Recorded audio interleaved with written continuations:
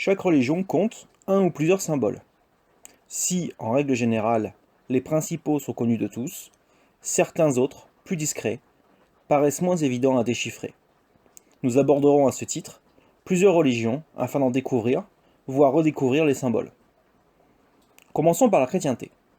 Nous pensons de suite à la croix et à la passion de Jésus-Christ. Mais nous pouvons également lister les symboles suivants. Les clés de Saint Pierre. Selon l'Évangile, Jésus remet à Pierre les clés du royaume des cieux en ces termes. Je cite, « Et moi, je te dis que tu es Pierre, et que, sur cette pierre, je bâtirai mon église, et que les portes du séjour des morts ne prévaudront point contre elle. Je te donnerai les clés du royaume des cieux. Ce que tu liras sur terre sera lié dans les cieux, et ce que tu délieras sur terre sera délié dans les cieux. » Matthieu 16, 18 à 19. Le poisson.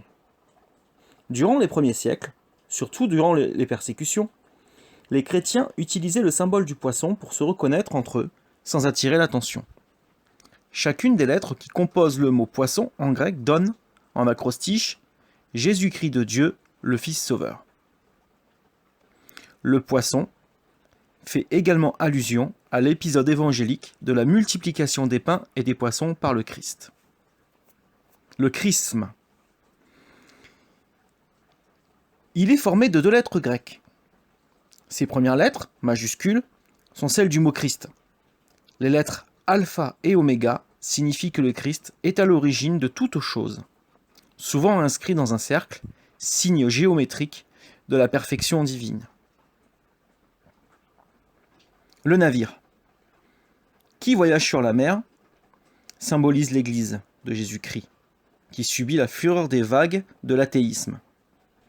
Mais ce navire qu'est l'Église ne coule jamais, et sans peur, il maintient son cap jusqu'à l'arrivée au bon port, qui est le royaume de Dieu tant promis.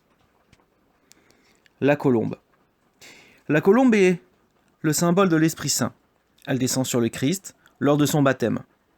Lors du déluge, c'est une colombe qui ramènera à Noé un brin d'olivier de la terre ferme. L'agneau.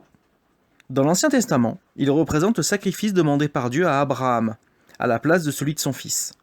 Dans le Nouveau Testament, l'agneau est le symbole du Christ appelé Agnus Dei dans l'Évangile de Jean et symbolise la pureté, la candeur, l'innocence et la justice. Passons à la vigne maintenant. Elle symbolise d'abord le Seigneur, qui est la vigne, et ensuite les membres de son Église, qui sont les sarments. La vigne est la première plantation de Noé dans la Genèse. Le pélican.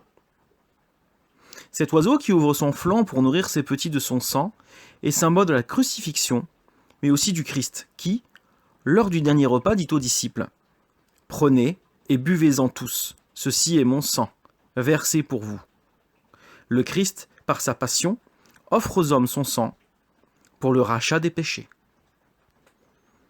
Le phénix également, qui renaît de ses cendres, est un symbole de la résurrection du Christ. Le pain, bien sûr, symbole chrétien majeur, qui, avec le vin, est au cœur de la célébration eucharistique. Prenez et mangez, ceci est mon corps. L'ancre. Elle symbolise la sécurité, l'espérance et le salut des membres de l'Église, qui croient en Jésus. L'encens. L'encens, on le retrouve dans plusieurs religions différentes. Ce produit est beaucoup utilisé lors des cérémonies. Il est symbole de la prière qui monte vers Dieu, mais représente aussi l'odeur du royaume céleste. L'huile. C'est un produit très symbolique. Dans l'Ancien Testament, elle est la force de Dieu qui vit en nous. Elle sert à consacrer prêtres, prophètes et rois. Il existe de nombreux autres symboles, tels l'eau, le feu, l'enclume, le sel ou encore les couleurs. Bien sûr, d'autres religions utilisent d'autres symboles, certains sont même communs, et d'autres sont, assez difficilement reconnaissables, ou alors on les connaît, mais pas forcément sous leur forme juste. La svastika, par exemple, dans l'hindouisme, ou le bouddhisme, ou d'autres religions plus méconnues. mais ceci fera l'objet d'une autre vidéo. Si cela vous a plu, n'hésitez pas à liker et à commenter. Merci et à bientôt.